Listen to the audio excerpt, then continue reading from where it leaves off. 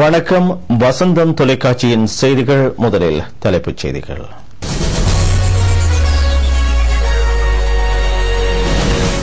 இலங்கையின் அபிவிருத்தி இலக்குக்கு தென்கொரிய ஜனாதிபதி பாராட்டு. கொரியாவுக்கும் இலங்கைக்கும் இடையிலான உறவுகளை வலுவடையச் செய்யும் வகையில் 3 புரிந்துணர்வு ஒப்பந்தங்கள் கைச்சாத்து. தகுதியுள்ள அனைத்து பட்டதாரிகளுக்கும் அரசாங்கத்தினால் வேலைவாய்ப்பு, பயிற்சி பெறும் அனைத்து பட்டதாரிகளையும் நிரந்தரமாக்க நடவடிக்கை. இலங்கை தொடர்பாக இந்திய பிரதிநிதிகளின் அறிக்கை அந்நாட்டு பாராளுமன்றத்தில். 1300 பயணிகளுடன் அதை சொகுசு கப்பல் கொழும்பு துறைமுகத்தில். பாராளுமன்றத்தில் பெரும்பான்மையை இழந்தமையினால் நெதர்லாந்து பிரதமரும் அமைச்சரவையும் ராஜினாமா.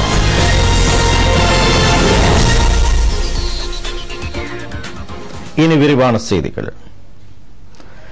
இலங்கையின் எதிர்கால அபிவிருத்தி நோக்கை தென்கொரிய ஜனாதிபதி பாராட்டியுள்ளார். பயங்கரவாதம் ஒழிக்கப்பட்டதன் பின்னர் பொருளாதார நிலைப்பாட்டை உறுதிப்படுத்தி இலங்கையை அபிவிருத்தி நோக்கிய பயணத்தில் இட்டுச் செல்வதற்கு ஜனாதிபதி மஹிந்த ராஜபக்சவினால் முடிந்துள்ளதாக தென்கொரிய ஜனாதிபதி லீ மயும் பக் தெரிவித்துள்ளார். சோல் நகரில் உள்ள கொரிய ஜனாதிபதியின் உத்தியோகபூர்வ இல்லத்தில் ஜனாதிபதி மஹிந்த ராஜபக்சவை சந்தித்த போதே தென்கொரிய ஜனாதிபதி இதனை தெரிவித்தார். ஜனாதிபதியின் உத்தியோகபூர்வ இல்லத்திற்கு சென்ற ஜனாதிபதி மஹிந்த ராஜபக்ச உள்ளிட்ட தூதுக்குழுவை கொரிய ஜனாதிபதியும் அவரது பாரியாரும் வரவேற்றனர்.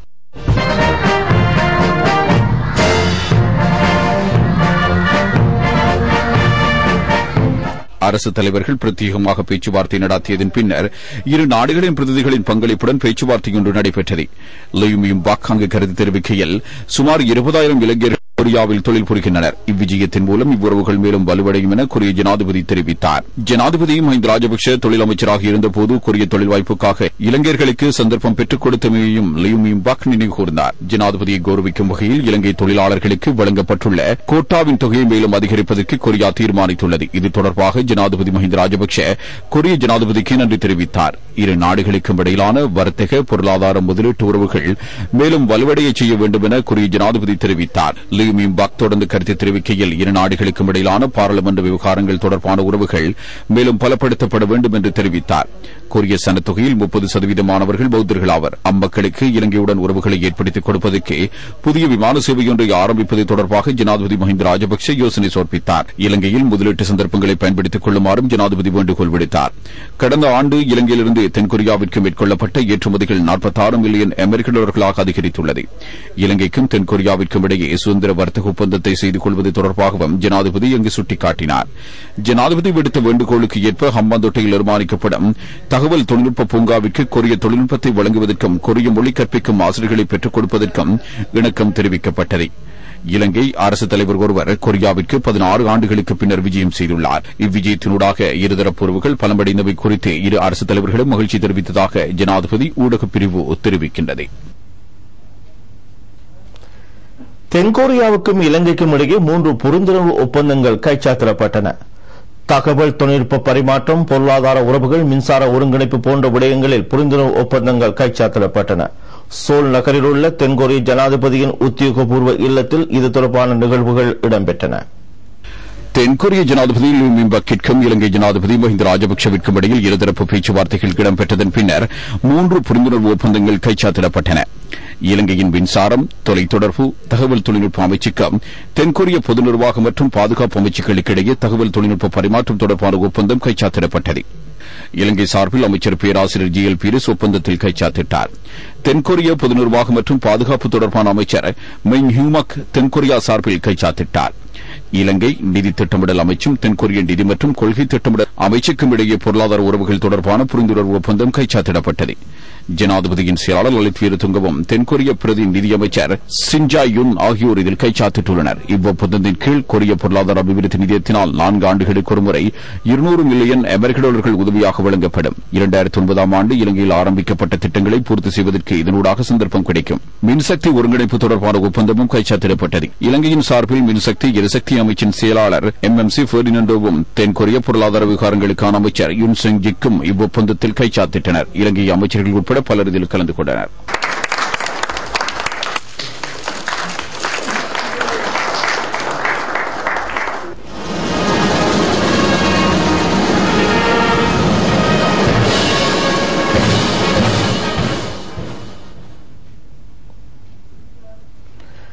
இலங்கையின் உண்மையான நிலைமைகள் தொடர்பாக இந்திய பாராளுமன்ற பிரதிநிதிகளின் அறிக்கை அந்நாட்டு பாராளுமன்றத்தில் இன்று சமர்ப்பிக்கப்பட உள்ளது. இந்திய எதிர்க்கட்சி தலைவி சுஷ்மா சுவராஜ் உள்ளிட்ட பாராளுமன்ற பிரதிநிதிகள் குழு கடந்த வாரம் நாட்டின் வடக்கு கிழக்கு உள்ளிட்ட பல பிரதேசங்களுக்கு விஜயம் செய்து உண்மையான நிலைமைகளில் நேரில் கண்டறிந்து ஜனாதிபதி, அமைச்சர்கள், எதிர்க்கட்சி தலைவர்கள், அரசியல் தலைவர்கள், பிரமுகர்கள் உள்ளிட்ட தரப்பினரை சந்தித்து பேச்சுவார்த்தையில் ஈடுபட்டனர். பொதுமக்களுடனும் தமது கருத்துக்களை பரிமாறிக்கொண்டமை விசேட அம்சமாகும். இலங்கையின் தற்போதைய நிலைமை குறித்து தெளிவான விளக்கத்தினை இதன் மூலம் இவர்களுக்கு பெற்றுக் கொள்ள முடிந்தது. சில நாட்களுக்கு இலங்கையில் தங்கியிருந்து பெற்றுக்கொண்ட அனுபவங்கள் ஊடாக இலங்கையின் உண்மையான நிலைமைகளை இந்திய பாராளுமன்ற பிரதிநிதிகளுக்கு விளக்குவதே இந்த அறிக்கையின் நோக்கமாகும். அறிக்கை இன்று பாராளுமன்றத்தில் சமர்ப்பிக்கப்படும் என இந்திய பாராளுமன்ற பிரதிநிதிகள் குழு தெரிவித்துள்ளது. உலகின் மிகப்பெரிய அதிசொகுசு பயணிகள் கப்பல் கொழும்பு துறைமுகத்தை வந்தடைந்தது. உலகின் மிகப்பெரிய கப்பல்களில் ஒன்றான கொஸ்டா கம்பெனிக்கு சொந்தமான கொஸ்டா விக்டோரியா கப்பல் இன்று முற்பகல் கொழும்பு துறைமுகத்தை வந்தடைந்தது. பிரதியமைச்சர் ரோஹித் அபேகுணவர்தன கப்பலை வரவேற்கும் நிகழ்வில் கலந்து கொண்டார். பிரதியமைச்சர் கப்பலிலும் பயணம் செய்தார். 1304 பயணிகளுடன் இக்கப்பல் மாலைதீவிலிருந்து வருகை தந்துள்ளது. இது கொழும்பு துறைமுகத்திலிருந்து தாய்லாந்து நோக்கி பயணத்தை தொடரவுள்ளது. 252 மீட்டர் நீளமும் 32 மீட்டர் ஆழமும் கொண்டதாக இக்கப்பல் காணப்படுகின்றது. 12 மாடிகளை கொண்ட கப்பலின் மேல் மாடியில் நீச்சல் தடாகம் காணப்படுகின்றது. சுமார் 2000 பேர் இக்கப்பலில் பயணம் செய்ய முடியும். 766 சிப்பந்திகளும் பணியாற்றுகின்றனர். இக்கப்பலின் வருகை ஒரு முக்கிய நிகழ்வாக கருத முடியும் என பிரதியமைச்சர் ரோஹித் அபேகுணவர்தன தெரிவித்தார். இலங்கையில் தற்போது ஏற்பட்டுள்ள அமைதி சூழலில் இதுபோன்ற பாரிய கப்பல்கள் கொழும்பு துறைமுகத்துக்கு வருகை தருவதாக துறைமுக அதிகார சபை தெரிவிக்கின்றது. தேசிய அனர்த்தங்களின் போது ஒன்றிணைந்து செயற்படுவது அனைவரதும் பொறுப்பாகும்.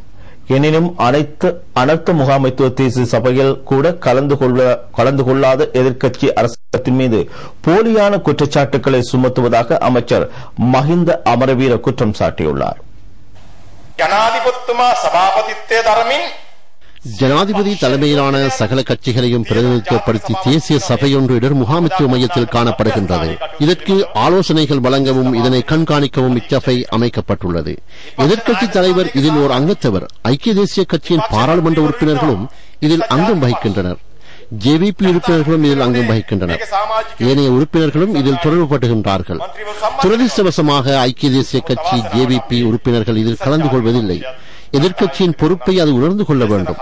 அரசாங்கத்தை குறை கூறிக்கொண்டு மாத்திரம் இருக்காமல் தேசிய அனர்த்தங்களின் போது நிகழும் குறைபாடுகளை சுட்டிக்காட்ட சிறந்த ஒரு சந்தர்ப்பம் இது.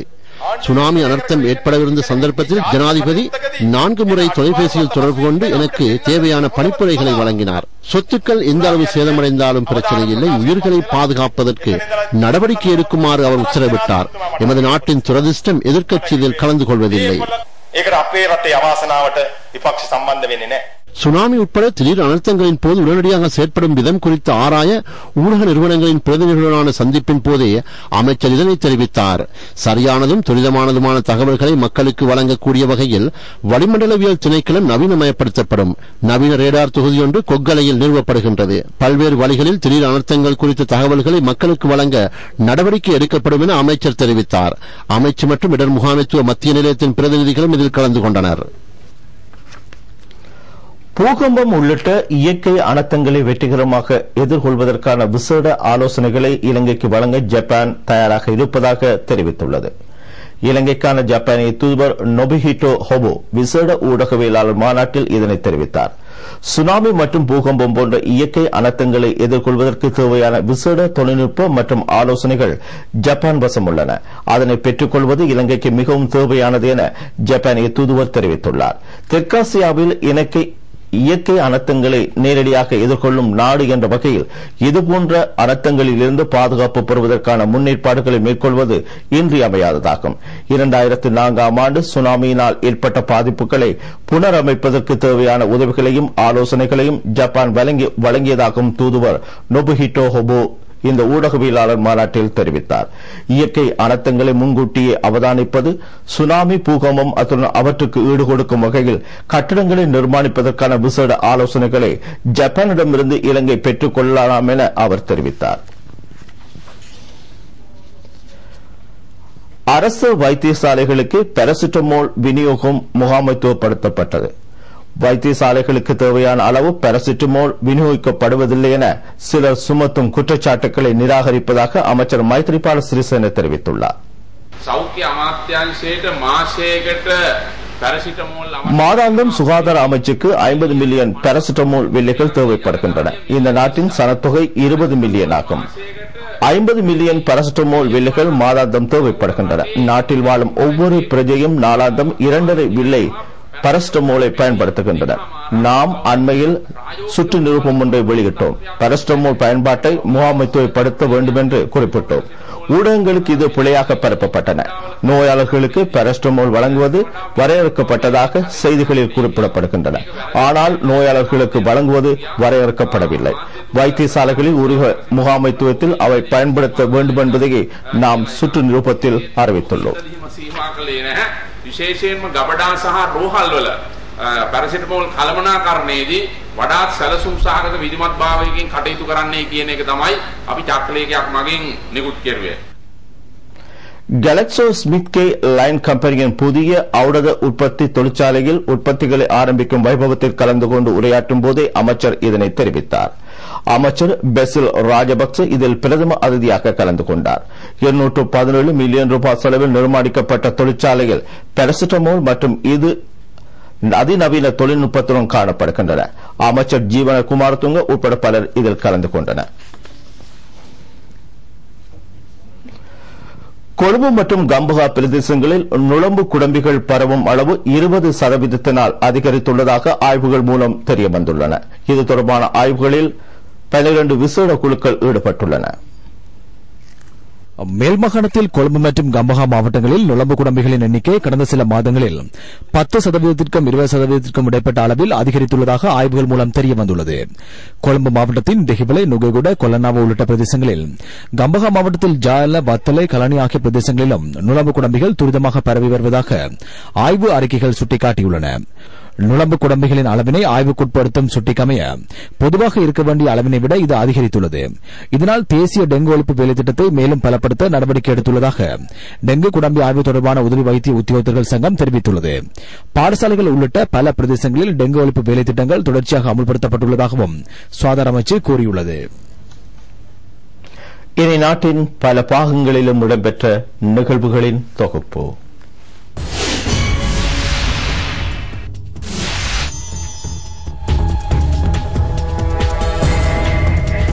ஆலையடிவெம்பு பிரதேசத்தில் அண்மை காலமாக அதிகரித்து வரும் குற்றச்செயல்களை கட்டுப்படுத்துவது தொடர்பாக பிரதேச சிவில் பாதுகாப்பு குழு கூட்டம் பிரதேசியாளர் வி ஜெகதீசன் தலைமையில் இடம்பெற்றது. பாராளுமன்ற உறுப்பினர் PHPSN உட்பட உயர் பாதுகாப்பு அதிகாரிகளும் இதில் கலந்து கொண்டனர். குவைத் அரசாங்கத்தின் 800 மில்லியன் ரூபாய் நிதியுதவியில் கிழக்கு பல்கலைக்கழகத்தில் பௌதிக வள பற்றாக்குறைகள் நிவர்த்தி செய்யப்பட்டுள்ளன. 22 விடுதிகள், மாணவர் விடுதிகள், சுகாதார விடுதிகள் ஆகியன நிர்மாணிக்கப்பட்டுள்ளன. 2ஆம் கட்ட நிதி விரைவில் கிடைக்கவுள்ளதாக உபவேந்தர் கலாநிதி SMM அஸ்மாயில் தெரிவித்துள்ளார். கிழக்கில் கற்றல் நடவடிக்கைகளிலிருந்து இடைவெளிய 512 மாணவர்களுக்கான மீள் கற்கை நடவடிக்கைகள் ஆரம்பிக்கப்பட்டுள்ளன. அவர்களின் வயதுக்கேற்ப சாதாரண வகுப்புகளில் மீள் இணைக்கப்பட்டுள்ளனர். கல்குடா கல்வி வலயத்திலிருந்து தெரிவு செய்யப்பட்ட 9 பாடசாலைகளிலிருந்து விலகிய மாணவர்களுக்கான கற்றல் செயல் திட்டத்தின் இறுதி நிகழ்வும், பயிற்சி அளித்த ஆசிரியர்களை கௌரவித்து சான்றிதழ் வழங்கும் நிகழ்வும் வாழைச்சேனை நாவிசன் தீவு அரசு தமிழ் கலவன் பாடசாலையில் இடம்பெற்றது. நாவலப்பிட்டி இம்புல்பிட்டிய தோட்டத்தின் வேட்பிரிவில் உள்ள ஸ்ரீ முத்துமாரியம்மன் ஆலய நாவல் அறநெறி பாடசாலையின் வருடாந்த பரிசளிப்பு விழா மத்திய மாகாண கலாச்சார உத்தியோகத்தர் ஆர் கிருஷ்ணவேணி தலைமையில் இடம்பெற்றது. அறநெறி பாடசாலை மாணவர்களுக்கு சீருடைகளும் வழங்கப்பட்டன. சமுர்தி உதவி பெறும் குடும்பங்களுக்கு சிப்தர புலமை பரிசில் வழங்கும் நிகழ்வு வாழைச்சேனை பிரதேச செயலகத்தில் இடம்பெற்றது. சமுர்தி முகாமைத்துவ பணிப்பாளர் தெய்வ மனோகரி பாஸ்கரன் தலைமையில் இடம்பெற்ற விபத்தில் உதவி பிரதேச செயலாளர் எஸ் ராஜ்பாபு பிரதம அதிதியாக கலந்து கொண்டார்.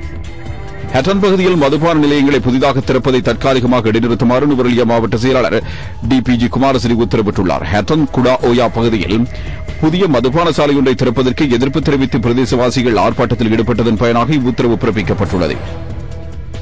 YMCA-யின் பொன்விழாவை முன்னிட்டு நாடு முழுவதிலும் 50,000 மரக்கன்றுகளை நடும் திட்டம் முன்னெடுக்கப்பட உள்ளது. இது தொடர்பாக ஊடகங்களை அறிவுறுத்தும் செய்தியாளர் மாநாடு புரளையில் இடம்பெற்றது. வடக்கு கிழக்கில் அதன் கிளைகள் மீள்புனரமைக்கப்பட உள்ளதாகவும் தெரிவிக்கப்பட்டது. அதன் தேசிய தலைவர் பெலசியஸ் பிரான்சிஸ் உட்பட பலர் இதில் கலந்து கொண்டனர்.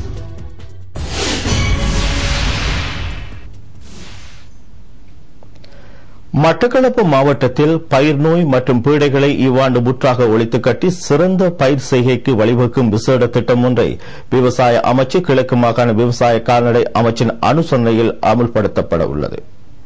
விவசாய அமைச்சர் மஹிந்த யாப்பா அபேவர்தனவின் பணிப்புரைக்கு அமைய மாகாண அமைச்சர் துரையப்பா நவரத்னராஜாவின் வழிகாட்டுதலில் இந்த திட்டம் அமுல்படுத்த உள்ளதாக விவசாய திணைக்கள மட்டக்களப்பு பிரதி பணிப்பாளர் ரா ஹரிஹரன் தெரிவித்துள்ளார். இந்த திட்டத்தின் கீழ் 12 நடவடிக்கை குழுக்களை இந்த மாவட்டத்தில் செயற்பாட்டுக்கு நிறுவியுள்ளது. இதில் விவசாய போதனாசிரியர்கள், சிறந்த விவசாயிகள், அபிவிருத்தி அதிகாரிகள், சர்வதேச தொண்டர் அமைப்பின் பிரதிநிதிகளும் உள்ளடக்கப்பட்டுள்ளனர். இந்த திட்டத்தை அமல்படுத்தும் விசேட குழு உத்தியோகத்தர்களுக்கு உலக பூலோக பயிற்சி செய்கை குழுவினால் மட்டக்களப்பு சத்துருக்கொண்டான் விவசாய பயிற்சி நிலையத்தில் விசேட அறிவூட்டல் நடைபெற்றது.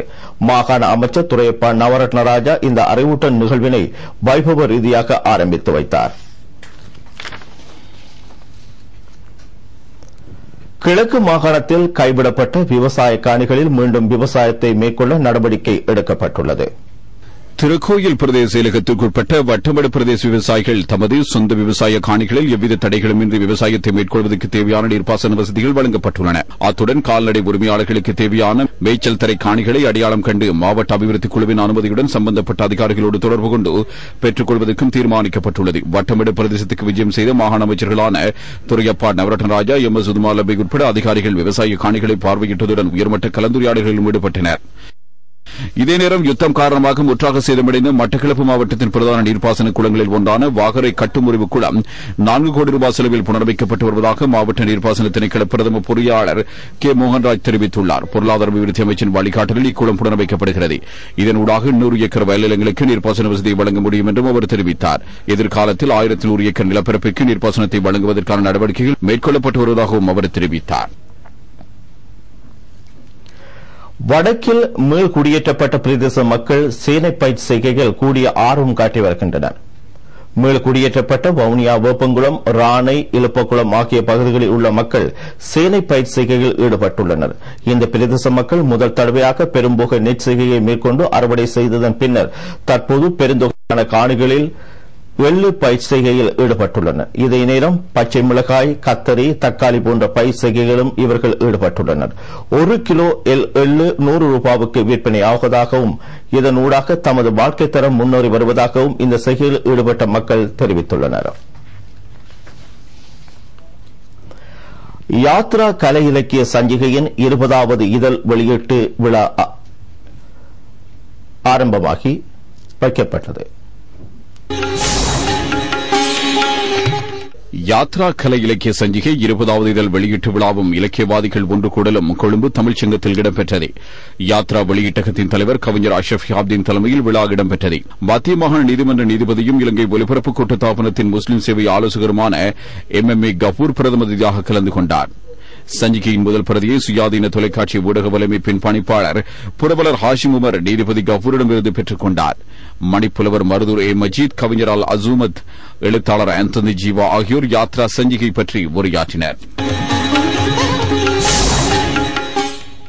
இனி வெளிநாட்டுச் செய்திகள்.